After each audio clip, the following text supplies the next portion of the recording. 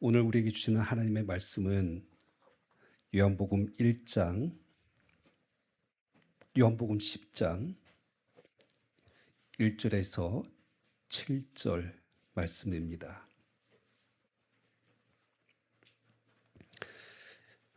요한복음 10장 1절에서 7절 말씀 제가 봉독합니다. 내가 진실로 진실로 너희에게 이르노니 문을 통하여 양의 우리에 들어가지 아니하고 다른 데로 넘어가는 자는 절도며 강도요 문으로 들어가는 이는 양의 목자라. 문지기는 그를 위하여 문을 열고 양은 그의 음성을 듣나니 그가 자기 양의 이름을 각각 불러 인도하여 내느니라. 자기 양을 다 내놓은 후에 앞서가면 양들이 그의 음성을 아는 고로 따라오되 타인의 음성을 알지 못하는 고로 타인을 따르지 아니하고 도리어 도망하느니라. 예수께서 이 비유로 그들에게 말씀하셨으나 그들은 그가 하신 말씀이 무엇인지 알지 못하니라. 그러므로 예수께서 다시 이르시되 내가 진실로 진실로 너희에게 말하노니 나는 양의 문이라. 아멘. 우리를 향한 하나님의 말씀입니다. 하나님, 두렵고 떨림으로 주님의 말씀 앞에 섭니다. 오늘도 말씀으로 이 땅을 운행하시고 하나님의 뜻을 이루어 가시는 그 말씀을 붙잡고 우리 믿는 그리스도인들이 살아내기를 원합니다. 우리의 힘으로 능으로 이 말씀을 깨닫지도 못하고 또 능히 이 말씀을 순종할 수 없는 우리들이지만 지혜와 계시의 영이신 성령님께서 이 말씀을 깨닫게 해주시고 또 우리 안에 성령의 충만하심을 허락하여 주심으로 말미암아 이 말씀 앞에 내 뜻과 생각을 굴복시키고 하나님의 말씀 앞에 믿음으로 순종할 수 있는 은혜도 허락하여 주시옵소서. 부족한 종의 입술을 십자가의 아래 감춰주시고 오직 하나님의 뜻 말씀만이 선포되어지게 하여 주시옵소서. 예수 그리스도의 이름으로 기도하옵나이다. 아멘.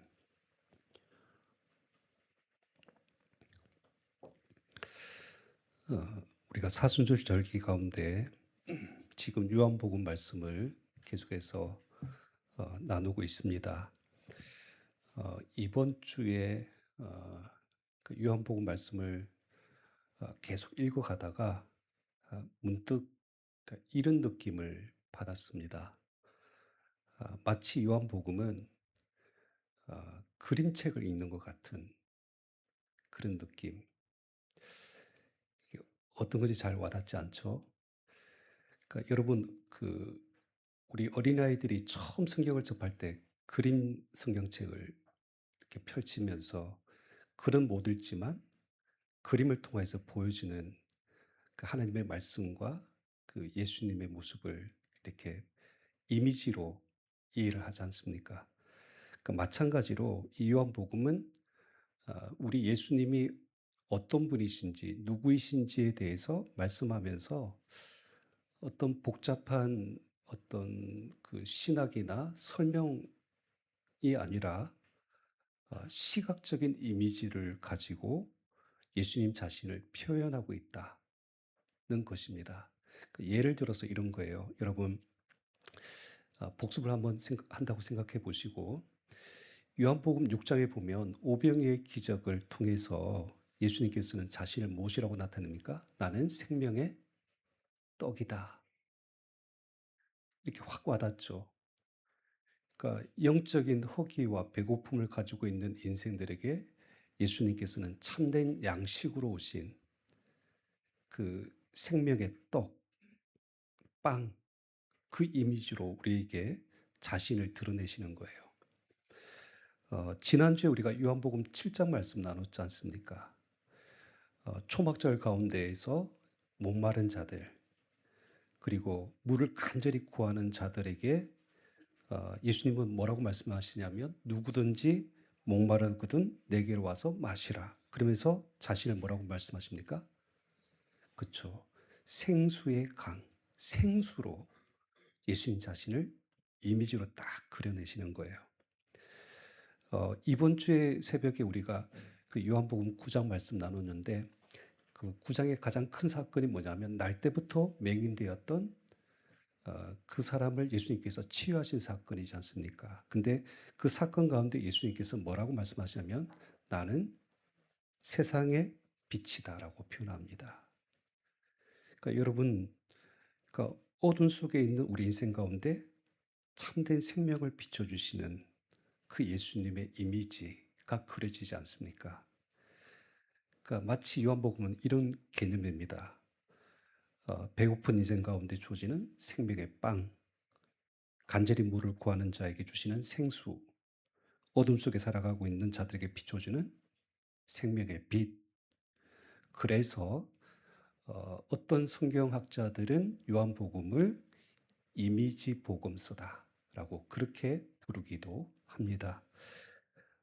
오늘 우리가 읽은 요한복음 10장도 마찬가지입니다. 예수님께서 그림으로 우리에게 자신을 드러내시고 나타내시는데 예수님은 자신을 선한 목자라 라는 그림 언어로 표현해 주시고 그 다음에 그 선한 목자 되시는 그분의 양으로서 우리의 모습을 또 성경이 묘사를 하고 있다는 겁니다.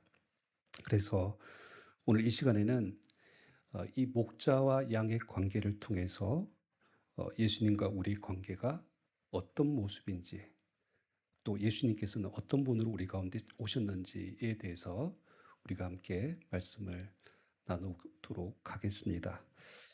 자, 먼저 우리가 예수님께서 선한 목자이시다라는 이 사실을 이해하기 이전에 우리가 양이라는 이 사실에 대해서 정확한 이해가 필요합니다. 여러분, 양하면 어떤 이미지가 지금 떠오르십니까?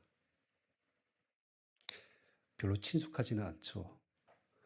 가끔 강원도에 그 양떼 목장에 가면 한번 볼 수 있는 이제 그런 개념인데, 뭐 새하얗고 온순한 짐승, 이제 그런 정도로만 우리가 이해를 하고 있습니다. 그러니까 잘 몰라요. 그래서 잘못 오해하는데, 여러분 이스라엘 사람들에게 있어서 양은 어떤 의미일까요? 마치 이런 거예요. 여러분, 그러니까 옛날에 우리 집에는 항상 짐승을 키우게 했지 않습니까? 닭도 키우고 돼지도 키우고 소도 키우고 그러니까 굉장히 친숙하죠. 그래서 그 이미지를 가지고 있지 않습니까? 근데 이스라엘 백성들에게도 마찬가지입니다. 모든 집에는 저마다 각각의 양이 반드시 키웠는데 이 양을 키웠던 이유가 있어요.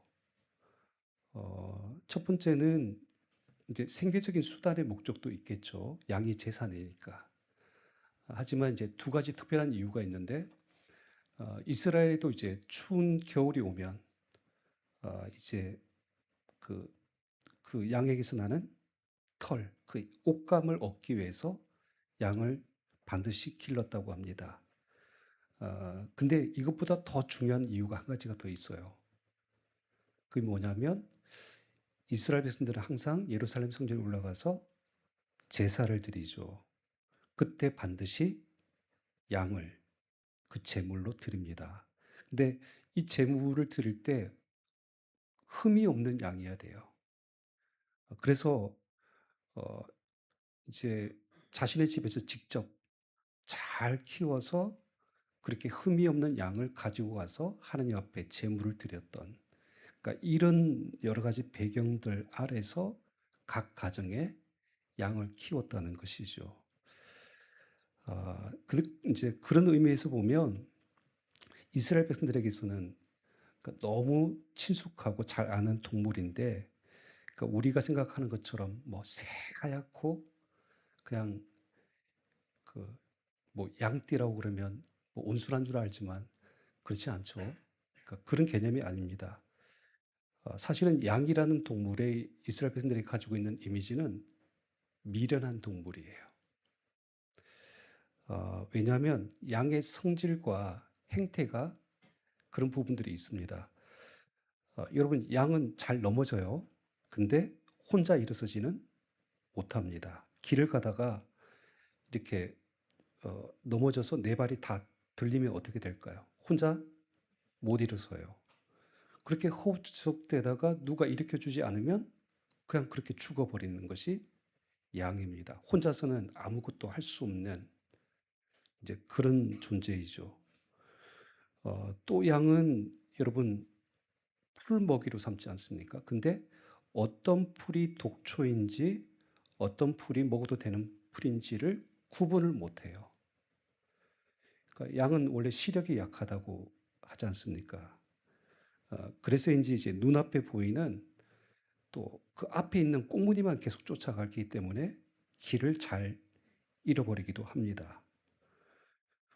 다리도 짧고 몸통도 이제 커서 빨리 뛰지도 못하고 맹수들이 이제 공격하면 아무런 저항도 하지 못하고 그들의 먹이가 되는 그런 동물이 양입니다.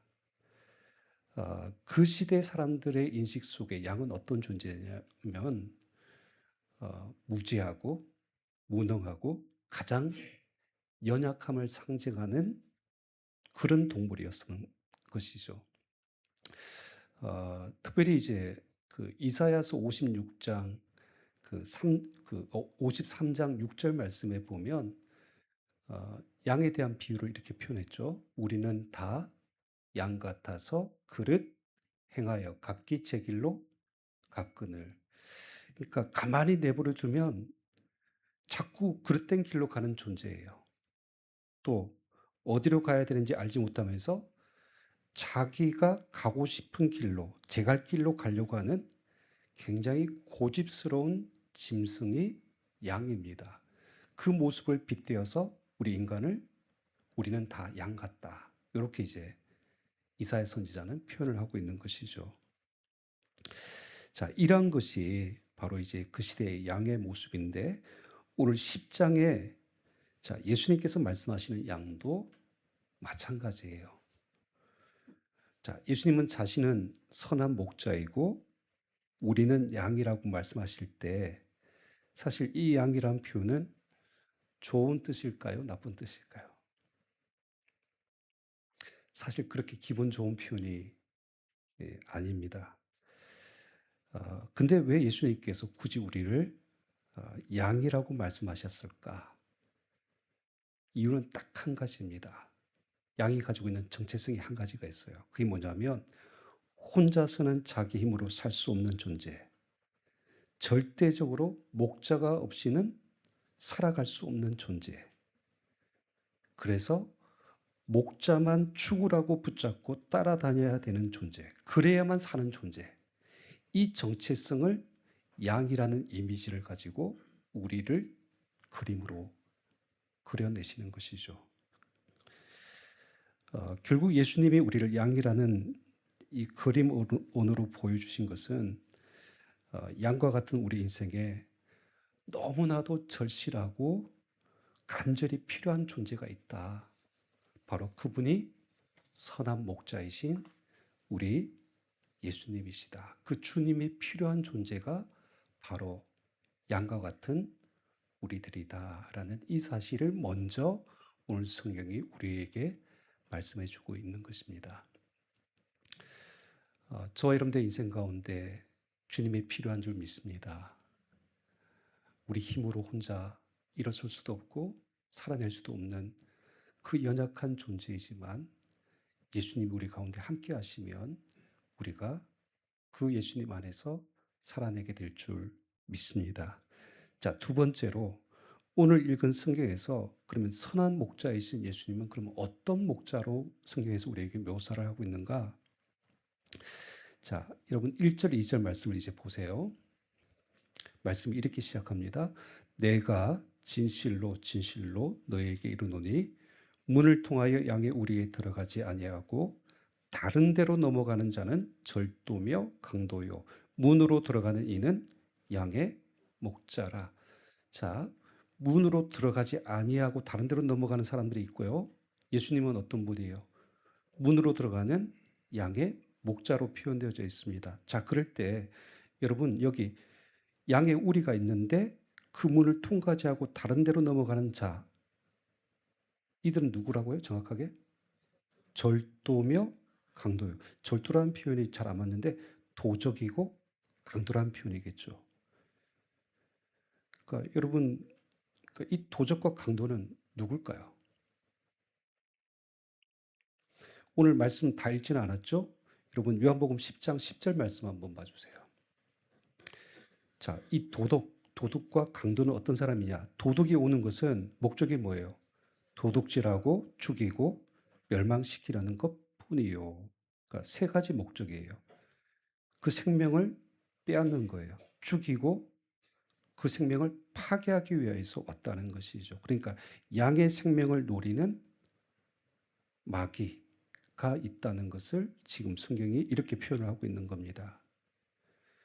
그러니까 몰래 우리 삶 속에 들어와서 우리의 영혼을 도둑질하고 생명을 삼키고 그리고 우리 인생을 파멸시키는 그 마귀의 존재가 끊임없이 양을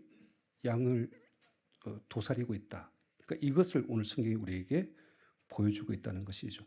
그럴 때 이제 목자이신 예수님은 이런 위기 속에 있는 양들을 위해서 그러면 무슨 일을 하십니까? 여러분 11절과 12절 말씀 우리 한번 같이 읽도록 하겠습니다. 시작. 나는 선한 목자라.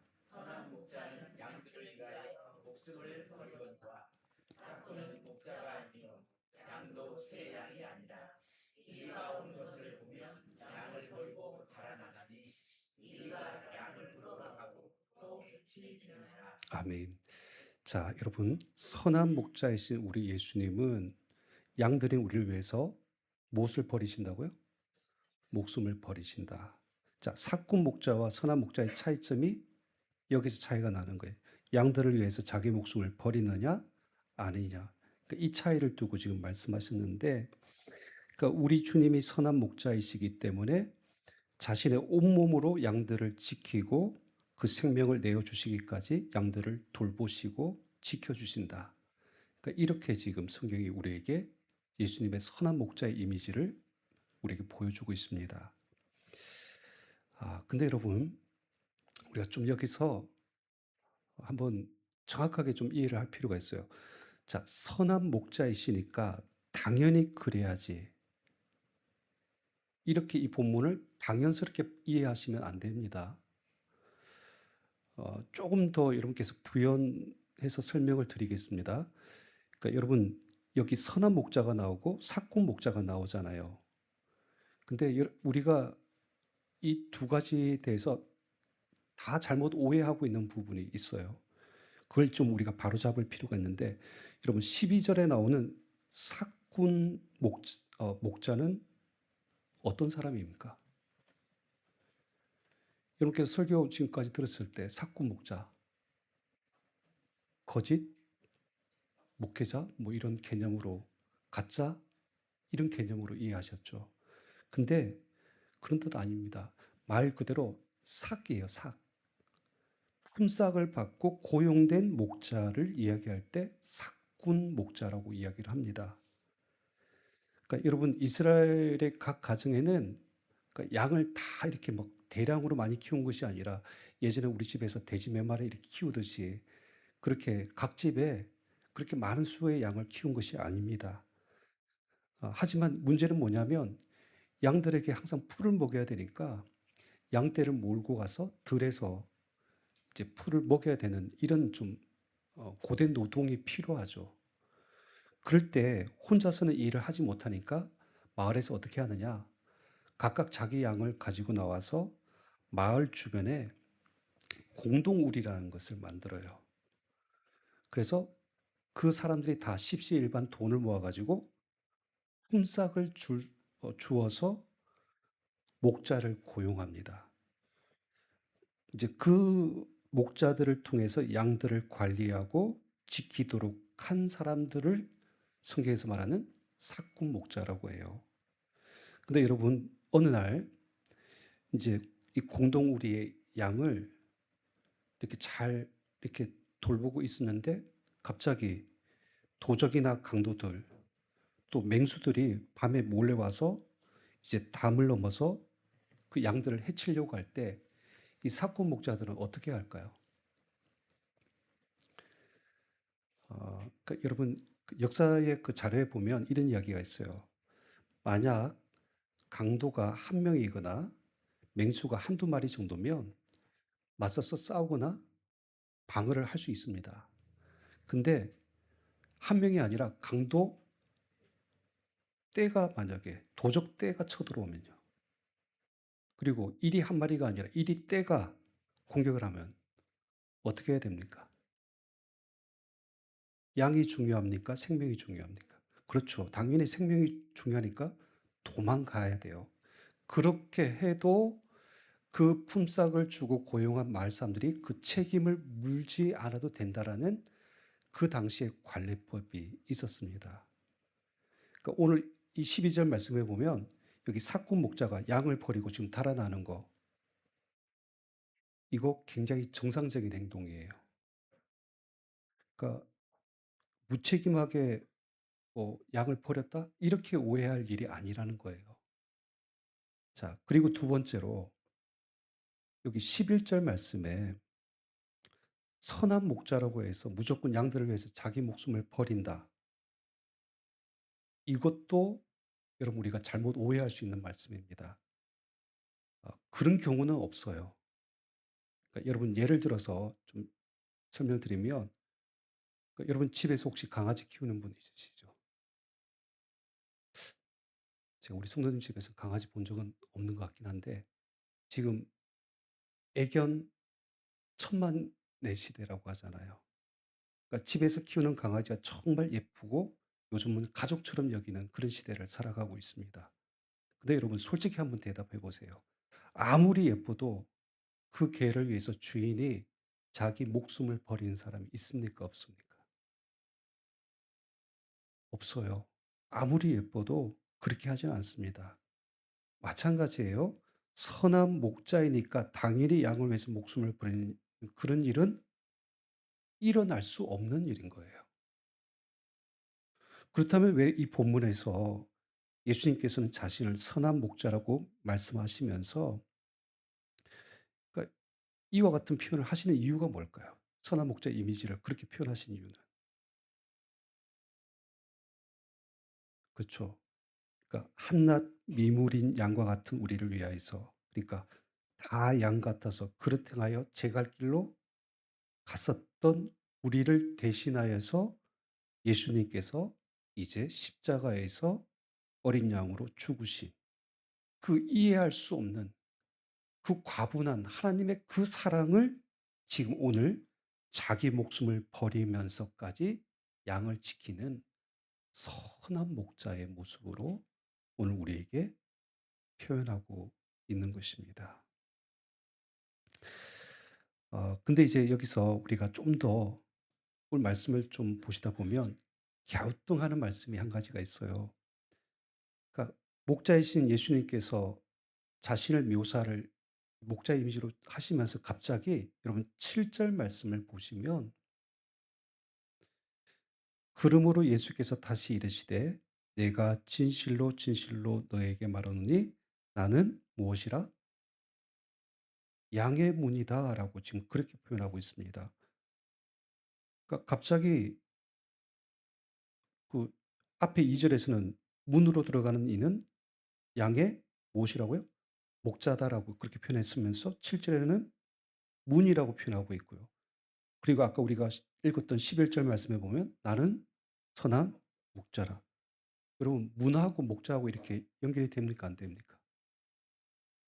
좀 안 맞지 않습니까? 근데 왜 이 이미지가 같이 쓰여졌을까요? 좀 길게 설명드리는 것보다 그림 한 장 보여드리는 것이 가장 빠를 것 같아요. 예전에 우리가 특세 때도 한번 보여줬던 사진인데 자 보세요. 자 이 그림이 그 당시 마을 공동체가 만든 양을 위해서 만든 그 마을의 우리예요. 양의 우리. 자 목자들이 이제 주변에 있는 돌을 가져다가 울타리를 이렇게 만들어서 높게 쌓았습니다. 그러니까 목자는 낮이 되면 어떻게 할 거야? 그 우리 안에 있는 양들을 데리고 나와서 이제 들로 이렇게 나가서 풀을 먹게 하고 그렇게 돌보다가 밤이 되면 그 울타리 안으로 다 들어가게 합니다. 자, 그러면 양들이 다 들어갔어요. 그러면 목자 일이 끝났는가? 그게 아닙니다. 지금 앞에 그림을 딱 보시면 목자는 모든 양이 들어간 것을 딱 확인한 후에 유일한 출입구 문 앞에 지금 어떻게 하고 있어요? 자리를 펴고 그 자리를 지키고 있는 겁니다. 그 자리에 이제 목자가 누워서 밤을 지새면서 양들을 지켰다. 그래서 목자가 문에 앉아 있는 이 모습을 다른 말로 오늘 성경은 뭐라고 이야기했다고요? 양의 문이다라고 그렇게 표현하고 있는 것이죠. 그러니까 여러분, 예수님께서 목자이시면서 양의 문이다라는 이 말의 의미는 정말 귀한 하나님의 약속의 말씀이 담겨져 있는 겁니다. 한순간도 내가 너희를 떠나지 아니하겠다. 내버려 두지 않겠다. 그리고 너희들 가운데 머물면서 내가 너희를 돌보고 먹이고 입히고, 바로 이 선한 목자의 모습을 양의 문으로 그렇게 우리에게 표현하고 있는 것이죠. 여러분, 선한 목자이신 우리 주님께서는 우리와 늘 함께 계심을 믿으시길 바랍니다. 내가 너를 모든 위험에서 보호할 것이며 언제든지 어느 순간이든지 떠나지 않고 우리를 지키시고 보호해 주시는 선한 목자의 그 예수님 안에 거하시는 저와 여러분 되시기를 축복합니다. 자, 그런데 여러분, 이 말씀이 단순히 그럼 이렇게 끝나면 안 돼요. 예수님은 나의 생명과 안전을 지켜주시고 보호하시는 분, 나를 푸른 초장으로 인도해서 꼴을 먹이시고 내 삶을 이끌어 인도하시는 분, 이 정도의 개념이 아닙니다. 여러분, 이 양의 문으로 오신 예수님의 모습이 이미 구약에서 기가 막히게 예표하신 한 가지 사건이 있습니다. 그것이 어떤 사건이냐면, 여러분, 출애굽기 12장 23절 말씀 찾아보겠습니다. 우리 12장 23절 말씀 우리 같이 읽도록 하겠습니다. 시작. 예수께서 애굽 사람들에게 문 임방과 좌우 문설주의 피를 보시면 여호와께서 그 문을 넘으시고 멸하는 자에게 너희 집에 들어가서 너희를 치지 못하게 하실 것임이니라. 아멘. 그러니까 이 사건은 애굽에서 10가지 재앙이 내릴 때 마지막 10번째 재앙이 뭐예요? 장자의 죽음이 온 애굽을 휩쓸고 지나갈 때 오직 유대인들의 집, 히브리인들의 집에 그 문 임방과 좌우에 발라진 어린 양의 피가 묻어 있는 그 집의 문은 유월, 재앙과 심판과 죽음이 넘어갔다는 거예요. 하나님께서 이스라엘 백성들을 그렇게 지켜주시고 보호하셨다는 것이죠. 그러니까 이 문에 발라져 있는 어린 양의 피는 결국 장차 하나님의 어린 양으로 오셔서 십자가에서 피 흘려 죽으시는 바로 예수 그리스도를 예표하는 사건입니다. 바로 이것이 구약의 양의 문이에요. 예수님께서 자기 목숨을 버려서 십자가에서 이제 그 양의 문을 완성하셨다. 바로 이 의미로서의 오늘 예수님께서 양의 문을 우리에게 말씀하고 있습니다. 그래서 여러분 오늘 7절 말씀 다시 한번 봐주세요. 이 말씀을 단순하게 읽어 내려가면 안 되는 것이, 그러므로 예수께서 다시 이르시되 내가 진실로 진실로 너에게 말하노니 나는 양의 문이라. 우리말은 이렇게 번역되어져 있어요. 근데 여기 나는 양의 문이라 할 때 헬라어에 이 문이란 단어 앞에 헬라어 정관사 해라는 정관사가 있습니다. 이걸 정확하게 번역해 내야 됩니다. 그러면 어떻게 되냐면 나는 그 그러니까 양의 그 문이다. 이 개념이 되는 거예요. 다른 말로 표현하면 어 양들의 그 생명을 구원하는 그 문, 유일한 문, 바로 그 뜻이 되는 거예요. 그러니까 그런 의미에서 보면 여러분 다시 1절 말씀과 비교해 보세요. 문을 통하여 양의 우리에 들어가지 아니하고 다른 데로 넘어가는 자는 다 어떤 사람들이에요? 도둑이고 강도입니다. 근데 다른 문으로 들어가는 자는 그들은 다 생명을 빼앗은 자들이잖아요. 근데 그 문은 그 문으로 들어가는 자들에게는 생명이 있습니까? 없습니까? 없어요. 오직 예수 그리스도 그 문으로 들어가는 자에게 생명이 있다. 그 말씀을 하고 있는 것이죠. 그래서 여러분 오늘 9 절과 10절 말씀도 마저 보세요. 자, 예수님께서 선포하십니다. 내가 문이니 여기에도 정확하게 정관사가 들어가 있습니다. 그 문이니 누구든지 나로 말미암아 들어가면 무엇을 받습니까? 구원을 받고 또는 들어가며 나오며 꼴을 얻으리라. 또 10절의 말씀에 보면 후반부의 말씀 보세요. 내가 온 것은 양으로 무엇을 얻게 하고 더 풍성히 얻게 하려는 것이라. 그러니까 정말 우리 예수님이 나의 목자가 되시면 그 문으로 들어가고 나오면서 그 인생은 구원을 얻고 풍성한 꼴도 얻는 풍성한 생명을 누리는 삶을 우리가 누리게 될 것이다.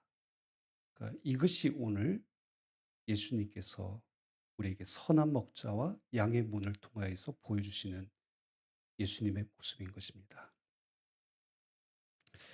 이제 말씀을 좀 정리하려고 하는데요. 음,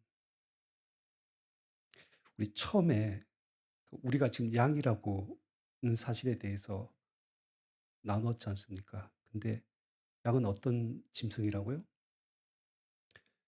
미련하고 어리석고 무능하고 연약한, 어떻게 보면 정말 장점이라고는 찾아볼 수 없는 그런 짐승이에요. 근데 그런 양에게서 가장 큰 유일한 한 가지 장점이 있어요. 그게 뭔지 아십니까? 오늘 본문에 보면 나와요. 여러분 3 절에서 5절 말씀 쭉 보세요. 문지기는 그를 위하여 문을 열고 양은 어떻습니까? 그의 음성을 듣나니 그가 자기 양의 이름을 각각 불러 인도하여 내느니라. 자기 양을 다 내놓은 후에 앞서가면 양들이 그의 음성을 아는 고로 따라오되 타인의 음성은 알지 못하는 고로 타인을 따르지 아니하고 도리어 도망간다. 여러분, 양의 유일한 생존의 가장 큰 장점이 뭔지 아십니까? 목자의 음성을 알아듣는다는 거예요. 자기 목자의 음성을. 그러니까 여러분, 오늘 성경에서 우리에게 어, 양으로서 그 선한 목자이신 예수님을 향한 우리의 태도가 여기에서 결정이 되어지는 거예요. 오직 다른 어떤 이의 음성이 아니라 세상에 주는 어떤 그 말이 아니라 예수님만의 음성을 듣고 그 음성을 따르고 순종하는 삶을 사는 것이 양의 숙명인 것이죠. 그리고 그것이 바로 그리스도인의 삶의 길입니다. 저와 여러분들이 이제 오늘 말씀을 정리하면서 선한 목자이신 주님의 음성을 날마다 듣고 그 말씀을 따르고 그 말씀을 붙잡고 순종하며 살아낼 때 예수 그리스도 안에서 우리에게 주시는 생명과 구원의 기쁨과 그 풍성한 은혜를 저와 여러분들이 날마다 누리시기를 주님의 이름으로 축원합니다. 우리 기도하겠습니다.